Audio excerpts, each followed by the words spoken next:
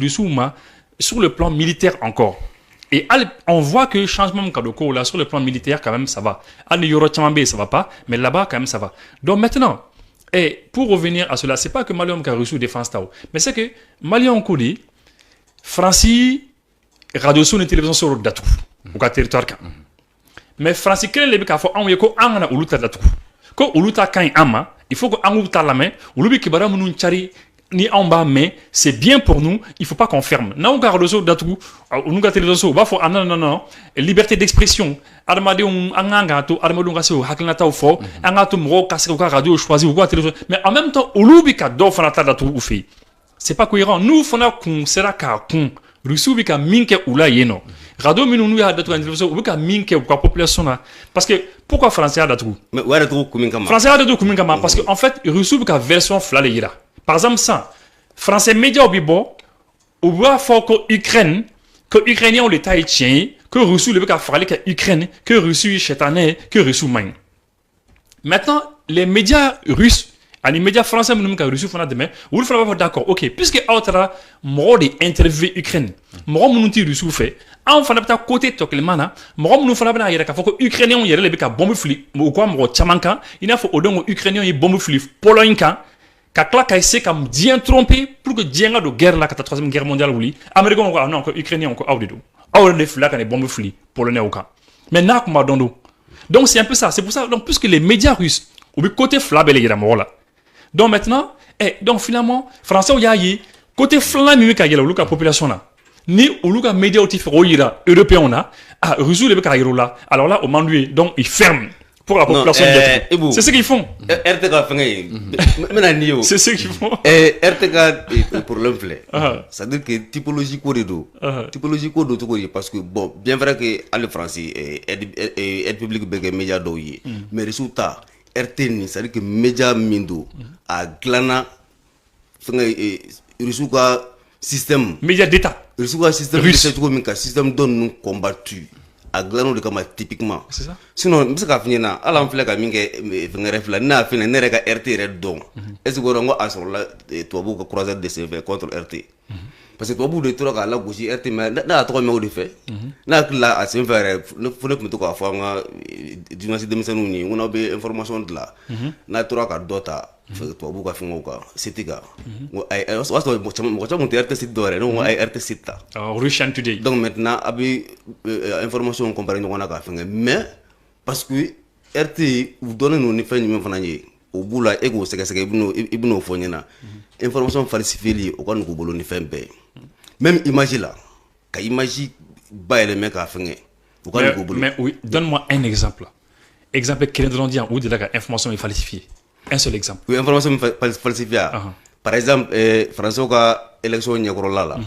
François ka élection nyakoro. Yoni François Hollande reka finge. Vieux galon suku te ga da François Hollande là.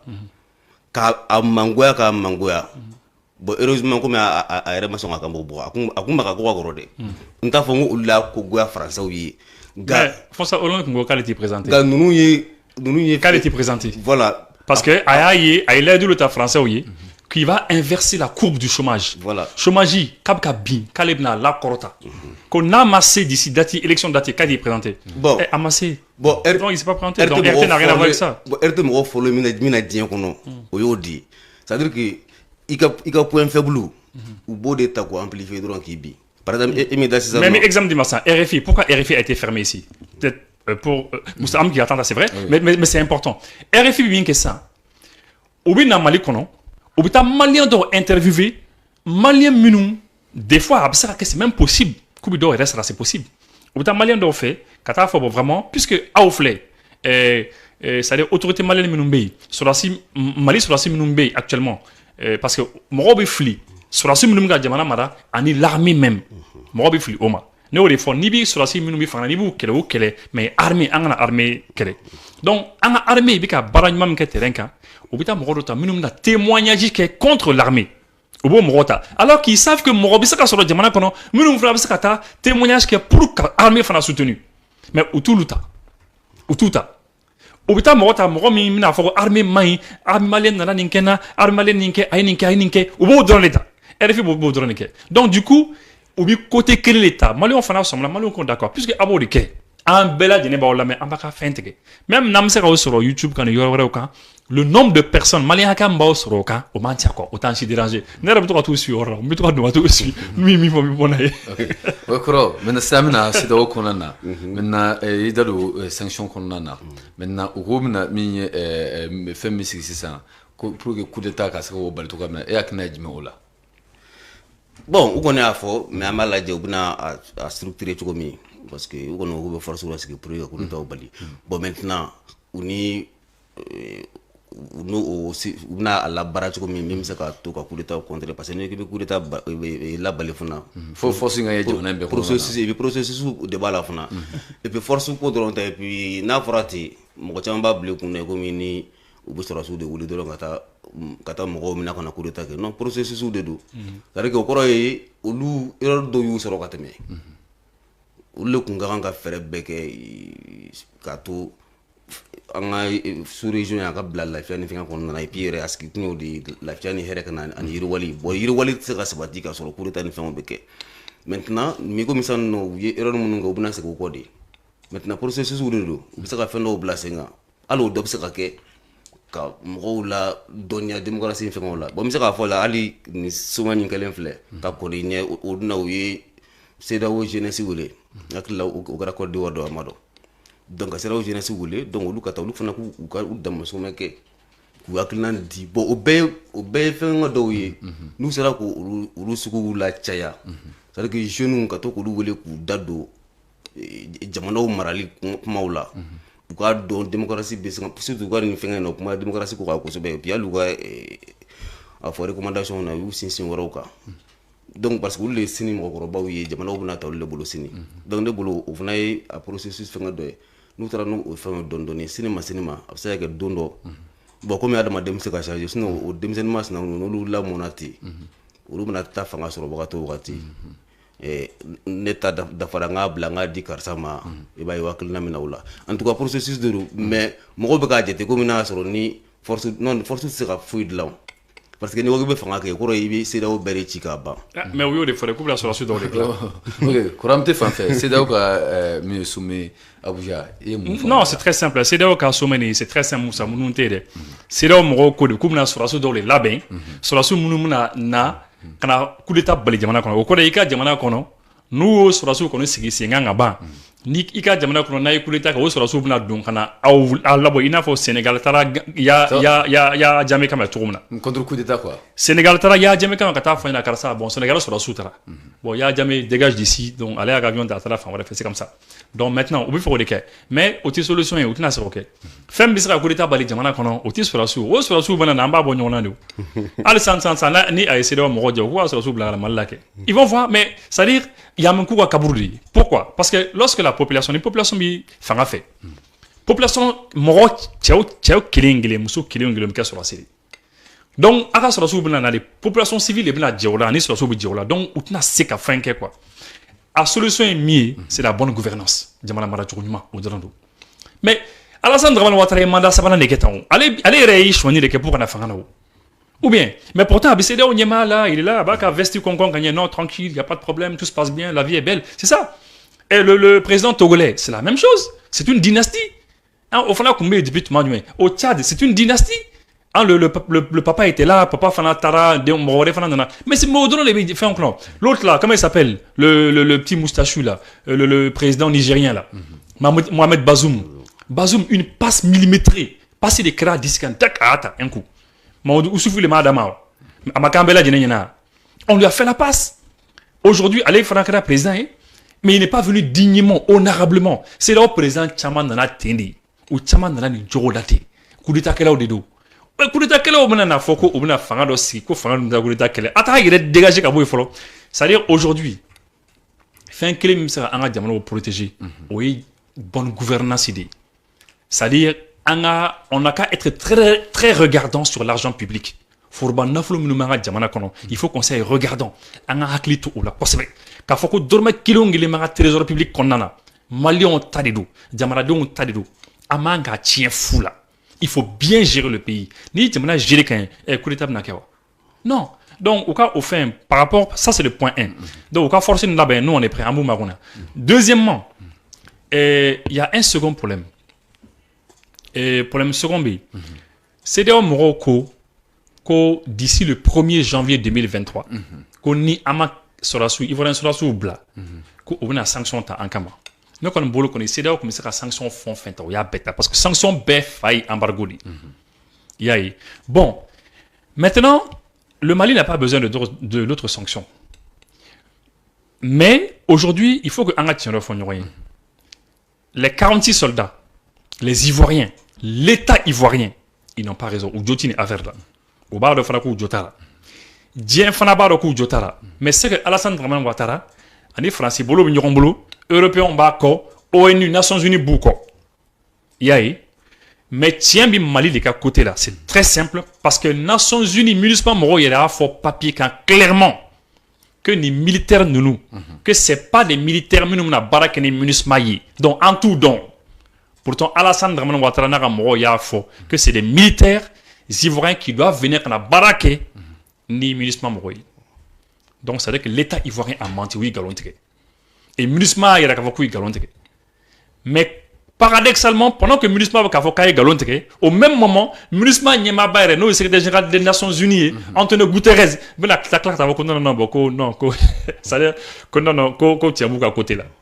donc ça c'est un. Le Mali a raison. Mali m'a la fin fait Mali Jobara. Maintenant, Mali sera Joe perdu Yoromna, mon Yorof nafo. Almadien dans la vie, Moro i Jobi ko de la mania sama i jalaki boira. Et là, ça c'est un message pour les autorités maliennes. Abi moro menena. Tiamba au fait, c'est vrai, béa faut tiamba au fait. Faut ministre et sebenin ke ka faut tiamba au fait. Mais abi mo fait tout. Mais trouver un moyen pour Koubla. Politiquement trouver un moyen. Politiquement ABC, diplomatiquement ABC Koubla. Kakangarda. Abi Diembe que témoin, c'est le président que témoin. Bon, en tout cas, on est au bouillon comme un boubla parce que ministre papier dit papier né, on a raison. Aboubla. Mais non seulement à tout bla diplomatiquement, ou bien que tu jugé fana. Et maintenant, les juges maliens, ou l'oufana avec grève fana. Donc nous, on a jugé tout le monde. Donc ça aussi, c'est pas bon. Ça va faire comme un Morotamik Kassoura. Ça me rappelle souvent l'affaire de Madame Boari Fili Sissoko. Aïni Abik Kassoura depuis combien de temps? Jugement, t'es qu'à quai, faut être qu'à avancer, et c'est comme ça. Non, à un moment donné, il faut qu'à choisir. Bon, les autorités maliennes, les 46 Ivoiriens là, Minou Menendo. Si ni autorité ma, Jobu fait, c'est vrai. Mais nous, ma solution, Fananini, Taralénye fait plus n'ambimé, plus en dur dans le temps, plus il risque de perdre la raison. C'est-à-dire, Jombu fait, à Jombu sont à Klaula. Alors, parce que nous, ma jugement, que nous, ma fouille, que ça va rester comme ça. Okay. Et ça, c'est pas bon aussi. Ok. Quand on a fait le 1er janvier 2023, ni sorosin mablako mi nyagini wetankama. Amse kamuno ke yanoche. Bon, amse kaminge, amse kubla. Amse kubla parce que. Quand il menga.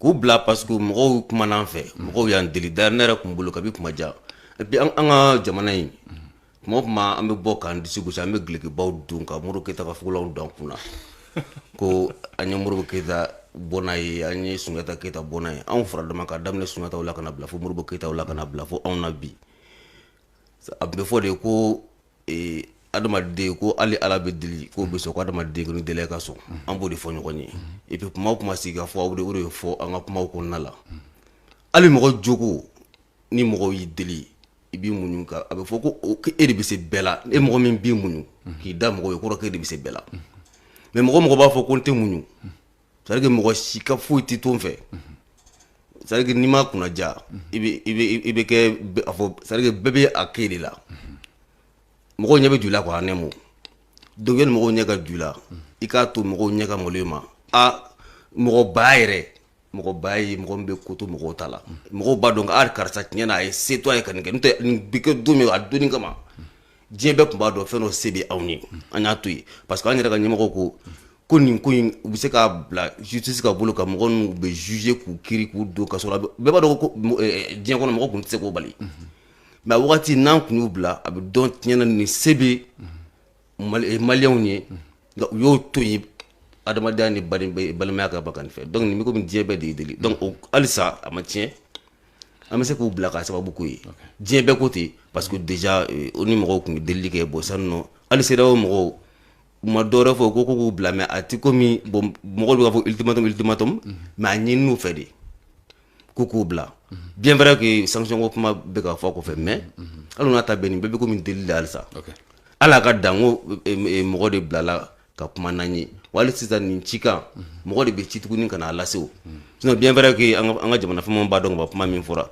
mais mɔgɔ de bɛ na ka n'a ɲɛfɔ diplomatiquement a fɔcogo ɲuman ye min ye k'a sɔrɔ a ma fɛn ka dankari an ka ɲɛmɔgɔw la ka na a f'u ye bonya kɔnɔna la ne bolo bonya kɔnɔna la u ka kan ka fɛɛrɛ tigɛ nin ko in ka ban parce que mɔgɔ n'i sigiɲɔgɔn cɛ n'o tora ka bila ɲɔgɔn na surtout an ka jamana bɛ position min na a man kan an ka gɛlɛya wɛrɛ sama ka ɲɛsin an yɛrɛ ma tuguni. ayiwa o la an bɛ bɔ nin sujet kɔnɔna na an bɛ taa ka sujet filanan kɔnɔna na docteur Choguel Kogala Mayiga k'a sigira ka na a ye baara daminɛ bi nka a ye baara daminɛ an y'a ye min ye Ablaye Mayiga ale kɛra ministre d'État ye an bɛ se k'a fɔ Choguel ka nani a y'a dilan cogoya dɔ la wa.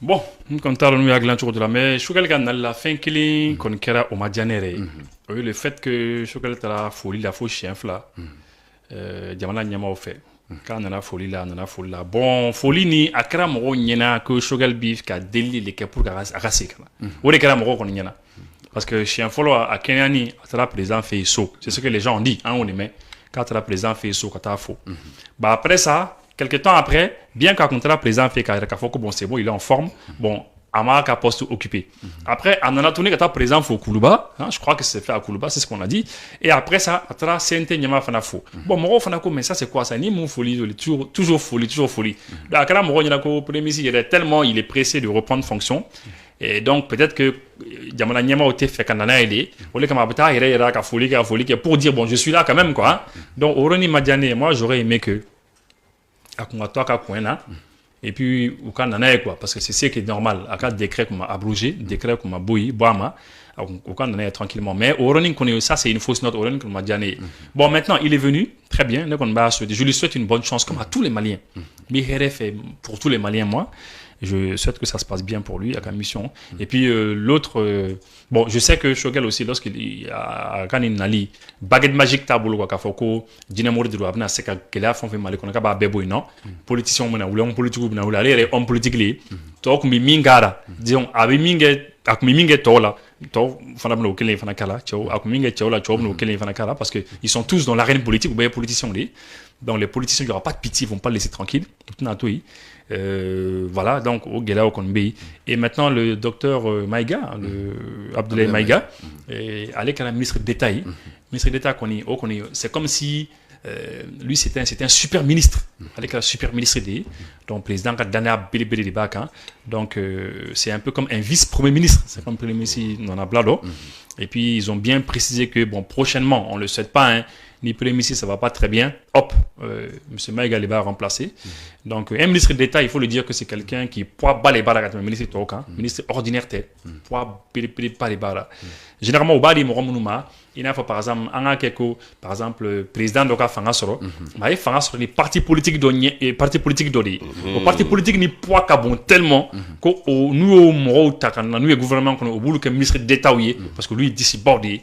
Donc, lui, Fangasoro, ministre d'État. Et puis, un ministre d'État, c'est Fanaka. Qu'un ministre demande un frère des petites réunions interministérielles parce qu'un ministre doit faire pour une réunion que l'on tient non mais pour un contexte qu'on a non est-ce qu'il y a taille dans la conférence de bien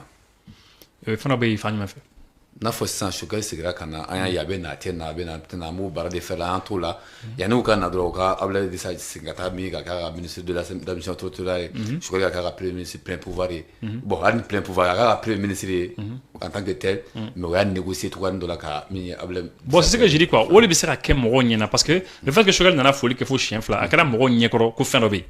Bon, maintenant, le fait que Ningera, ministre d'État, et avec possibilité de remplacer le premier ministre, il fallait faire un mandat là, s'il y a quelque chose, eh bien, donc, Moro, c'est un milieu mais ne madra ne fait qu'on bé. Ne madra ne fait bé. Ok. Am c'est que, am te fan fait. Am c'est la fois, je regarde le retour, c'est un retour négocié. Et nous connaissons qu'à y être là. C'est que le gars faut lui bailler. On a dit à des gars faut bien à faire une offre de. À faire une offre. Regardez. Donc, on a une et puis avec là quand faut qu'à forum na rere ka farka kana sisa kosebe ka be kiji donc on croit al na fora ko nga marché tukuni mais c'est ka ke donc c'est à dire que an na fla ta ci di fe na aux États-Unis aptaka ah non al n'a fara ko nga marché tuguni ka ta boulevard ka ka nga place revendiquer mbake c'est à dire que nana kama di ntaye place mina nyininga anana nyini bunye parce que nana ko bien vrai que jamana nyamko a si man koro ko sube nga ambe fadu donc akoni a bunye ko sube ko ngoni nana nyafu ko sabla no kaka ambe fadu alna soro a si man koro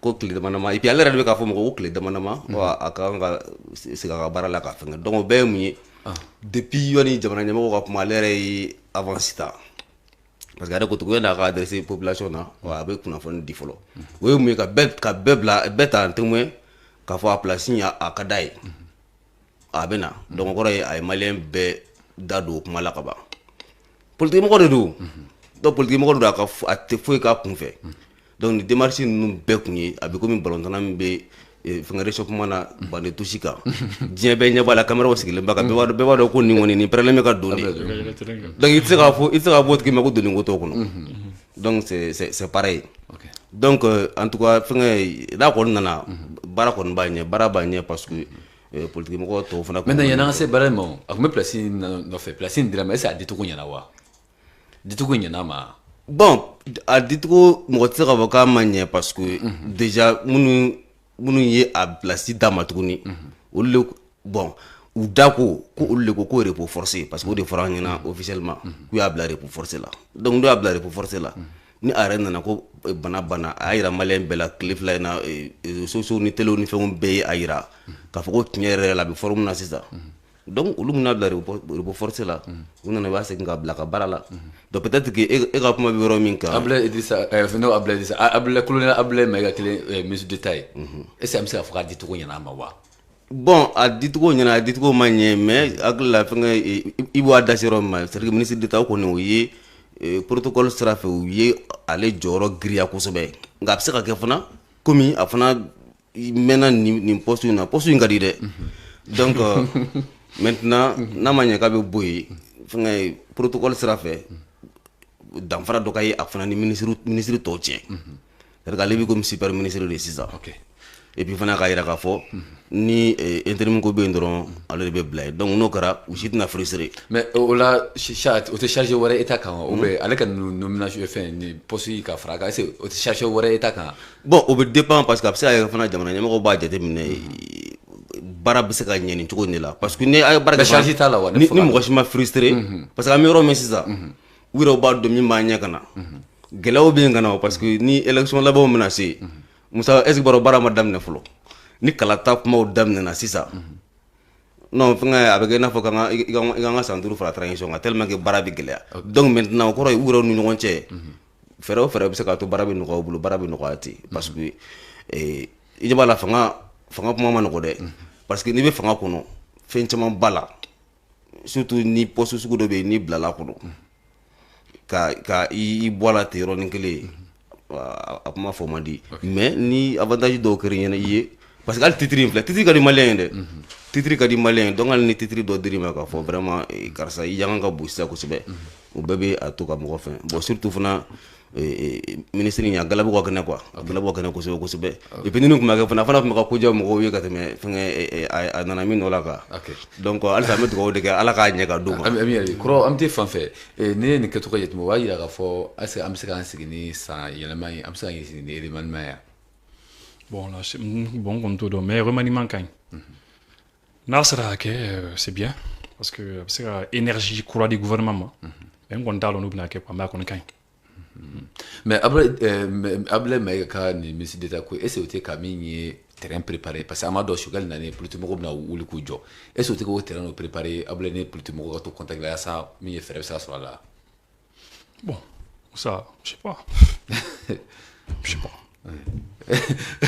tu fais ça pas savoir oui je sais pas quand c'est mais après ka ni ministre d'état te ka ni politique mo na wuli ka jo mi parce que lu ku nyaira ka fo mi après ka to ou premier ministre ka na ma ya ko shugal na est-ce que ko terrain préparé après nous ga sia fo ke cadeau transition de mewa bon min do me se ko de fo mais min kon don politique mo do kalenga ni que Sogol premier ministre manquant parce que politique mɔgɔ don a mankan kalata minnu bɛna kɛ o k'a labɛn donc ko n'a labɛn k'a tɛ kɛ fɛn ye ko olu bɛ se k'u yɛrɛya kɔnɔ cogo min donc politique mɔgɔ dɔw kale ka don a dɔw yɛrɛ kumana fana hali olu m'u kumakan dogo hakili la hali dɔgɔkun jan tɛmɛlen a politique mɔgɔ dɔ kumana hali ni ko ko n ka fɛ ka tɔgɔ fɔ mais parce que a tigi yɛrɛ ko ale ni Sogol ye baara caman kɛ ɲɔgɔn fɛ a yɛrɛ dugawu caman bɛ kɛ tiɲɛ yɛrɛ la kɛnɛyara a diyara ye kosɛbɛ kosɛbɛ a ka kan ko nka a kɛnɛyalen ka na a kun ka d'olu ye a kun y'i jɔ kɛrɛfɛ u ka fanga ɲini ɲɔgɔn fɛ quoi c'est à dire que ni élection bɛ se u bɛɛ k'u présenter u ka fanga ɲini mais a kun ka nin ye k'a to yen quoi parce que o yɛrɛ ko ten ko olu ni k'ale ni Sogɛl ko u farala ɲɔgɔn kan ka IBK kɛlɛ a gɛrɛlen IBK la donc ale n'a ye ɲɔgɔn kɛlɛ n t'a dɔn n y'a faamu ale n'a ye ɲɔgɔn kɛlɛ et puis a bɔlen ko IBK fɛ yen tuguni u ye ɲɔgɔn fɛn kan o y'a sɔrɔ ale fana gɛrɛla IBK la u ye ɲɔgɔn kɛlɛ n t'a dɔn n y'a faamu u fila bɛ changer yɔrɔ ni ɲɔgɔn cɛ wagati min ale n'a tun bɛ jaga IBK kɛlɛ ale Sogɛl gɛrɛla IBK la ale ni Sogɛl ma jɛ ka da don Burukina na o wagati nka kɔfɛ ale fana gɛrɛla IBK la sisan nɔ ale fana kɛra IBK ka baraduraba ye défenseur ba donc o y'a sɔrɔ IBK Sogɛl fana bɔlen IBK gouvernement na o fana IBK kɛlɛli daminɛ donc sisan nɔ u bɛ ka ɲɔgɔn kɛlɛ parce que o idéologie filaw de bɛ yen parce que halisa ale bɛ IBK ka idéologie fɛngɛ in de kɔ IBK ka défenseur halisa ale bɛ o position de kan mais a ko o ti a to k'a fɔ ko u tɛ ɲɔgɔn dɔn adamaden ye donc hali a ka bana ale bɛ dugawu kɛ kosɛbɛ kosɛbɛ a ka bila forme mais min ka d'ale ye u bɛɛ ka c'est à dire que u bɛɛ ka taga bataille politique la ɲɔgɔn fɛ ka fanga ɲini parce que ale b'a dɔn Sogɛl fanga ɲini de ka d'a ye bon ninnu fana dun fana bɛ ka fanga de ɲini ko mais ni ale kɛra premier ministre ye tan ko baara bɛ kɛ fangalema de ye parce que ko Sogɛl ka élection dilan olu ka participer o élection na olu bolo ko o bɛ kɛ ɲigintɔ élection de olu tɛ u yɛrɛ y'a kɔnɔ c'est pourquoi n k'i ma o sira kɔni na baara bɛ gɛlɛya kosɛbɛ kosɛbɛ parce que politique mɔgɔ caman sigilen don k'a fɔ u ti jɛn n'a ye cogo si Sogɛl ka na ka ministre ɲɛmɔgɔ kɛ nin cogo in na ka fɛn kɛ o kɔrɔ ye crise politique tɔ de bɛ juguya ka taa fɛ n'o ni kun y'a dan ne yɛrɛ ma ni kun y'a dan ne ma vraiment repos kun ka continuer parce que crise politique ni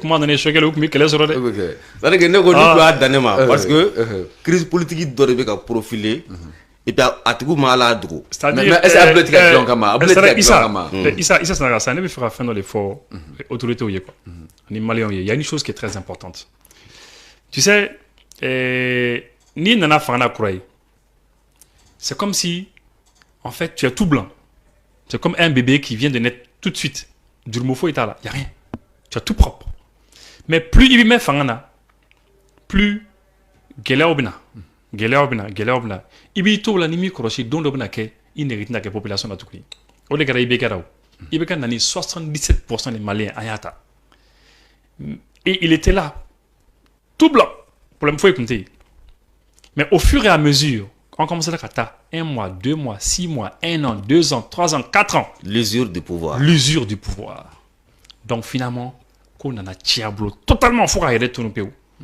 bon bɛɛ k'a bila i kunna n'i nana fanga na kura ye au départ mɔgɔw b'i accepter mais plus an bɛ avancer plus erreur minnu bɛ kɛ tiɲɛni minnu bɛ kɛ gɛlɛya minnu bɛ na n'a ma se ka gérer ka ɲɛ i nege bɛ commencer ka bɔ mɔgɔ la bi bi in na transition filɛ sisan transition kun ka di mɔgɔ minnu ye au début ani bi i b'a ye dɔɔni bɔra la et au fur et à mesure dɔ bɛ bɔra ka to ka taa de fanga bɛɛ ka logique bɛ ten Barack Obama c'était comme ça mɔgɔ min ma nana fanga na Emmanuel Macron au début a nana mɔgɔ y'a plébiscité parti politique yɛrɛ kun t'a bolo mais bi bi in na i m'a ye a bɛ cogo min na sondage la an bɔra Hollande ka kuma la tout à l'heure hein l'ancien président brésilien Lula qui est même revenu au début Brésil bɛɛ kun b'a fɛ finalement a bɛ taa tuma min na i m'a ye a kɔti kun binna f'a nana fanga perdu fo kɔsɛbɛ n'o nana en fait fanga bɛ ten de quand tu viens nouvellement tu es comme un bébé qui vient de naître jurumu foyi tɛ mais plus le bébé grandit ka kɔrɔbaya ka taa plus i ka ko bɛ commencer ka tiɲɛ dɔɔni ka to ka taa donc transition mɔgɔw man ka brèche caman dayɛlɛ tuguni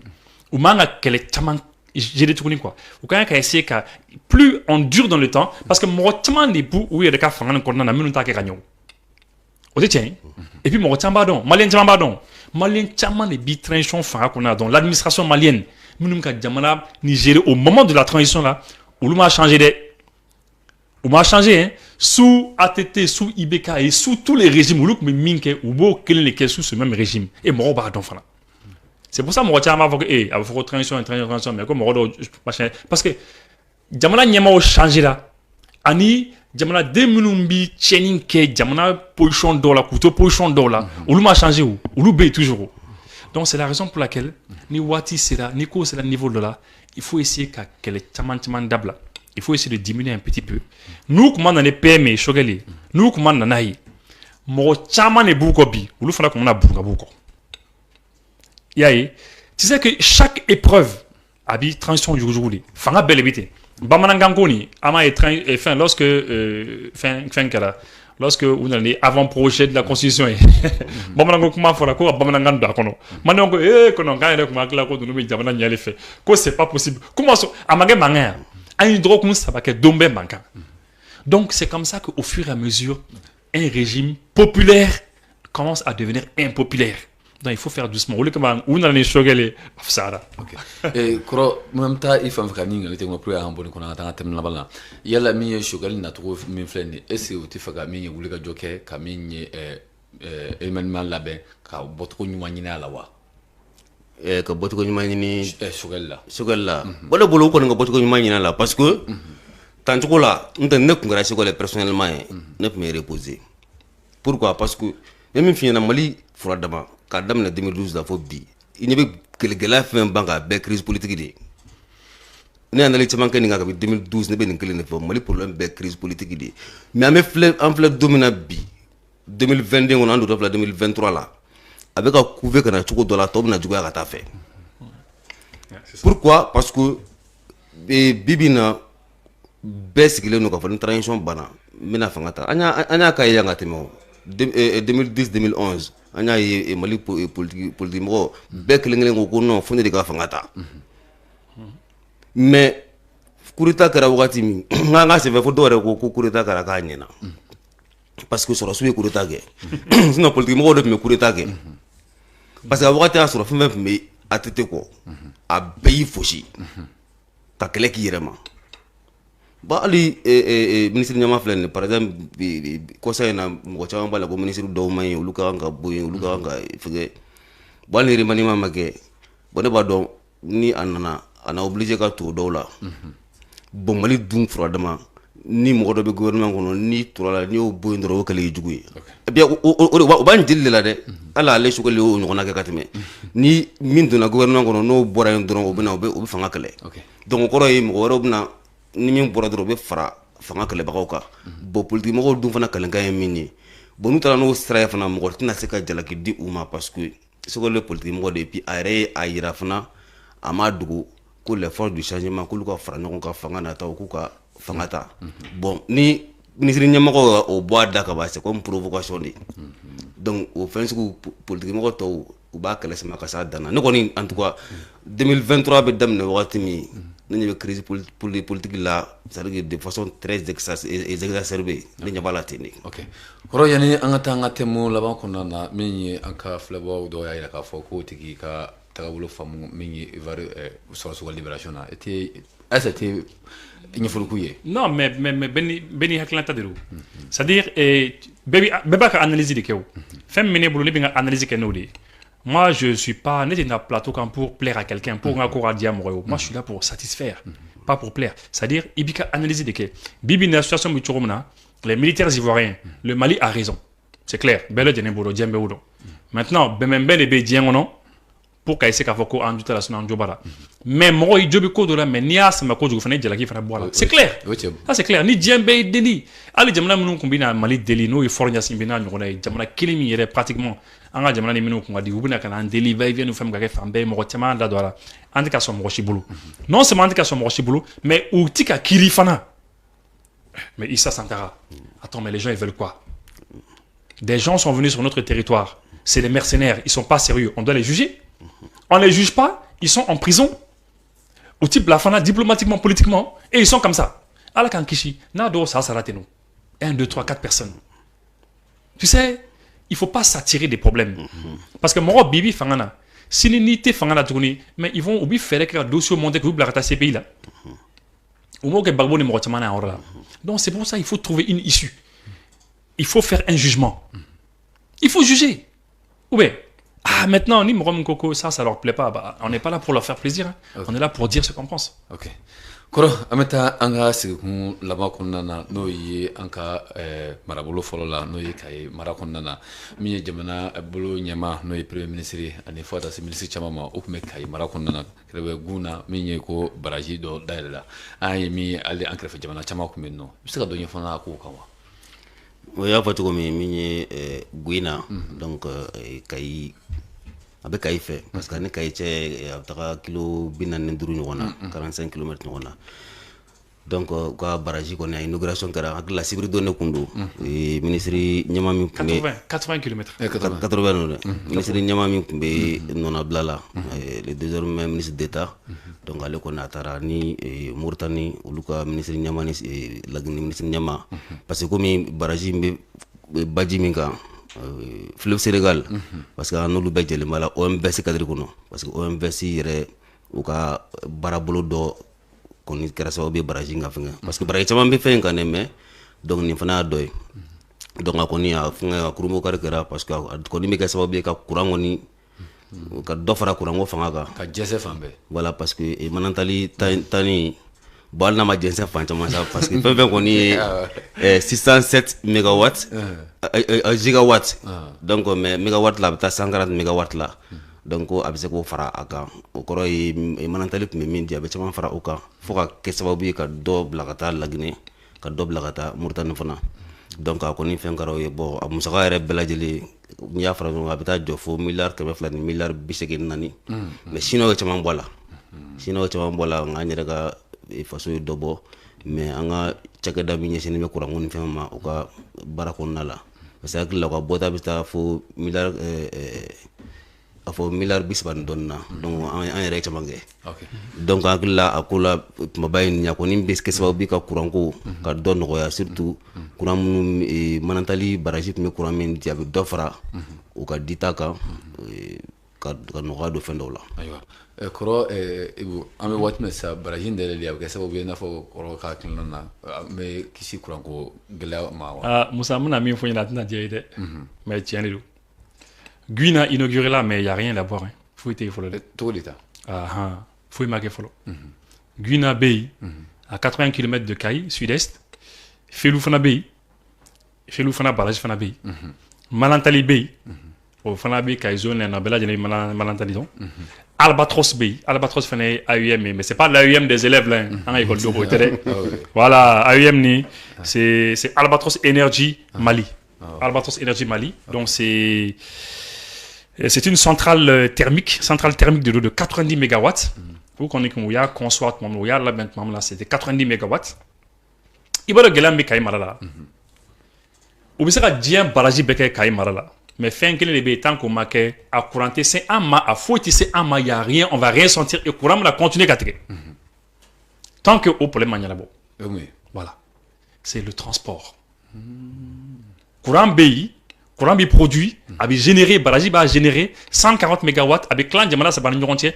Après ça, avec clan Djamala, nous entier parce que Guinée Fanabara, l'OMVS, les pays de l'OMVS, c'est 4 pays, Guinée Bara, Mauritanie Bara, Sénégal Bara, Mali Bara. Mais puisqu'avec un Mali là, à Baraji, Mali là, on sera donné sur le 4 mètres au au Bella Djini, discussion, ils font Bella Djini Bara. Mais on a beau qu'à clan, font fait maintenant Diam, c'est comme barrage là-bas. Mais tant que transport, qu'à courant, t'as qu'à nanaï, ça ne Guinée inauguré. Albatros BO. Albatros centrale thermique, 90 MW. Mais Obi, 90 MW générés. Mais joli de pays, mimi c'est qu'on a courant filo fait qu'on a injecté le réseau national qu'on a. Ni ma fli qu'on est mis qu'on fourragné. Peut-être après EDM, on a émission là, on a fait non, il bouffe là, on a fait parce qu'un tas spécialisé. Mais les informations que j'ai eu, nous informé qu'on est, je sais que ça ne dépasse pas les 27, les 30.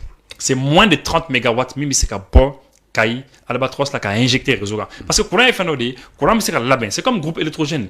Et quand on a un là, il y a un groupe Brevero. Mais fil du mimi, c'est courant, quoi.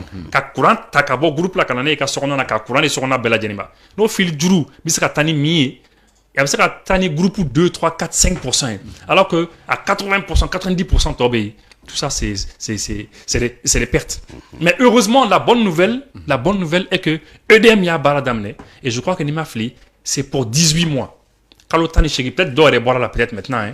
Hein? Donc, au cas où fil du bord d'or, que EDM y a barre, ou baro et la 5 à fil du bord d'or, qu'il y a marada kana faut manantani, faut qu'à bon manantani kana, faut m'avoir enfin fait. Et puis, il y a ça courant tchaman casser à blague réseau quand, même ça a injecté. Parce qu'aujourd'hui, courant bas les bambolos, capacité bas les bambolos non, mais n'a pas tout là.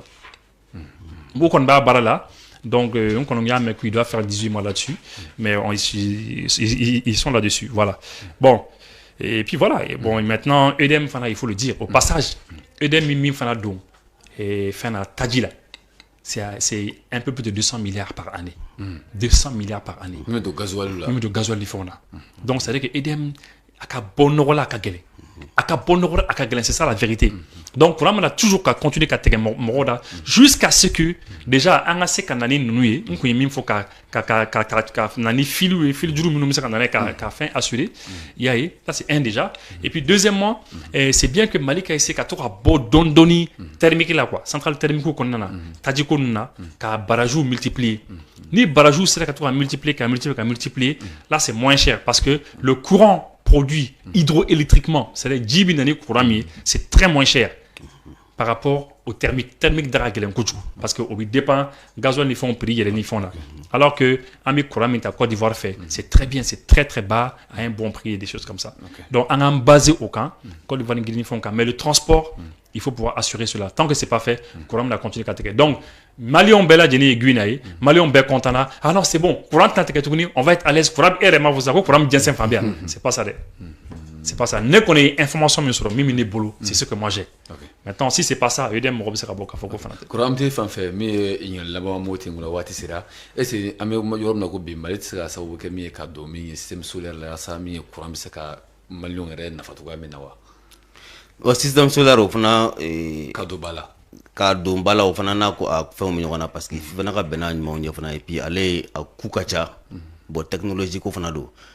Parce que alors fana na yakli bala tarof e français ko min kara français ko ministre do be wat la segolo ngura la wata soro ko ngelen kala de que ka écologie ministre a wat la je crois que français wala ka pouvoir ko na kundo ale re kuma do fo ira ba do la ka fo ko ali ni fenga no business fi fengo do quoi parce que à côté ko ali énergie solaire la ko na demain fin do farafina jamana ma pour que ka énergie solaire développer en fait que c'est des choses au bout de dans quelques années donc amortissement beke quoi au corps muni ko abia kala ka préciser ka daka alu technologie munu mena fenge a technologie be ole bulati angulo donc la technologie tibulu am se ka do ala kay fona mais an kana green ka aketi parce que ali burkina ta kara nyai mo chama yi plein fin do yi do ko ko na do chena parce que burkina utara ko na do walongo sobe pour que fond installer donc sina kay solar kay mais namba ke angana to fana aka environnement fana dégrader ka sa ka doma mais munu be parce que